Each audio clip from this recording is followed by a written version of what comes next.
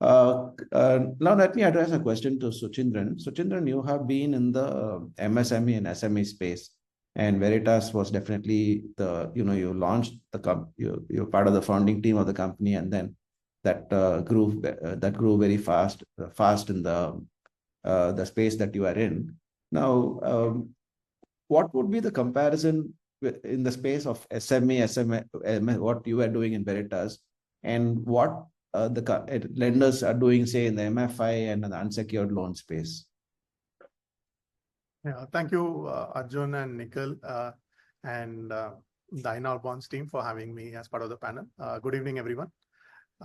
So just to give you the issuer perspective, right? I think one is the macro, which also has an impact not only on what's happening within India, but also the impact that is coming outside of India. For example, the US elections and the resultant changes in the US policies, and also the expected impact on the dollar rates on one side, the changes in the Chinese economy, the flight of money of the FIIs from the Indian equity markets moving out, and its impact on the dollar reserves that we have, and the resultant challenges at RBI. This is on the macro side. But coming back as an issuer, right? I was before Veritas, I was with IFMR, which is now Northern Arc, and before that, I was part of again the early team at Equitas, right? When you are mentioning about the crisis in the MFI space, so that point in time, the crisis was predominantly driven by the impact in Andhra Pradesh, and then RBI with the Malagam committee recommendations put some very good regulations to ensure that there's a sustainable growth, and also ensuring that the customers or the end borrowers are not over leveraged. That in a way changed post many of the MFIs getting the small finance bank license, right? When some of the MFIs became small finance banks, the Malagam committee recommendations and the resultant regulations didn't really apply to them in terms of various aspects, whether it was the income generating ability of the customer, whether it was multiple borrowing of the same customer. So there was a little bit of a different fields for the small finance banks, and one of them actually became a universal bank as well. Mm-hmm. So along with the others who remained as NBFC MFIs. And there were also other players who were in the SHGs. There are also players who are still operating as societies, trusts, and other means as well. So then the RBI regulations changed to bring in a little bit more level playing field. But honestly, as you rightly said as part of your presentation, I think post-COVID, there has been a tremendous growth over the last 3-4 years. And as a regulator, RBI has been really, really worried. Right? And if you see the recent regulation of RBI saying instead of 1 month, can you start giving data to the credit bureau once in 15 days? Right?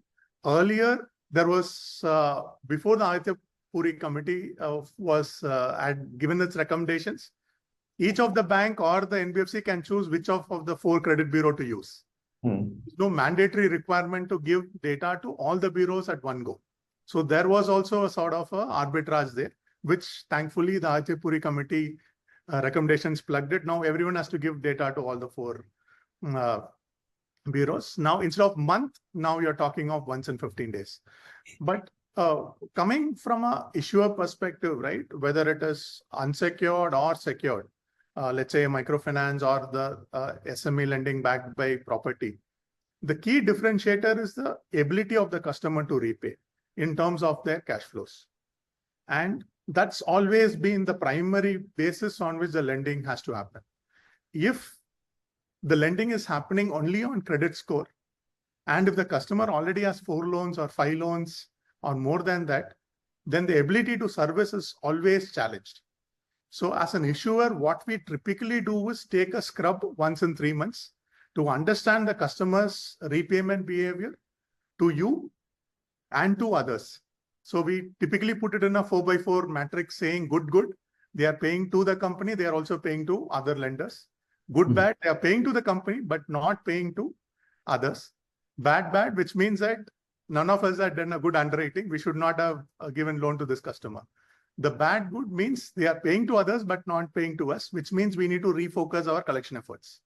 So as an issuer, our clear focus is to ensure that we have an understanding of the customer's ability to repay, given that you cannot stop further borrowings of the customer. So the other most important aspect, which in a way led to this, I would say a little bit of a crisis in the microfinance, is also the top-up loans or the loans that you extend on maturity by a higher amount, right? So is there a significant understanding of the income that has gone up, which is resulting in a higher loan amount? Or is it because just they completed one cycle, can we give a higher loan amount, right? And also in relation to the leverage that they have taken through other loans. So today, thanks to the fintech, as long as you have a very good CIBIL score and your KYC is in proper within, let's say, maximum of 30 minutes, you're going to get a loan. And everything is digital. You're going to sign the document digitally. Everything is digital. You're going to get a credit in your bank account right away, right? So this changes a lot, especially in the urban side of things, and not so much on the rural aspects of it. The other problem has also been, as you rightly said, the elections in Punjab, Haryana, where there has been a significant impact on the MFI collections across the board. I mean, so thankfully, I think RBI then intervened, and now with MFIN bringing in a new guideline, I think it is definitely not too late. But it's important that you are prudent when you lend.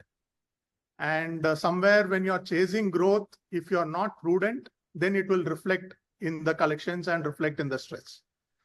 And coming from the issuer perspective, the covenant breach, as mentioned by Mr. Anil Gupta, is a genuine challenge, which could trigger prepayments, which could trigger all of loans, which could have a significant contagion effect, which was what we saw during the AP crisis more than 10 years back. Right. So today, the most important thing is to understand where the challenge is. Maybe it is also time for many companies to recapitalize, because the lenders will be in a wait and watch mode, because some of the lenders could also have an impact on their own balance sheet, whether it is banks in terms of not just the assignment or securitization, but because of co-lending. Banks have gone significantly on co-lending on the microfinance side, given that it is a PSL requirement.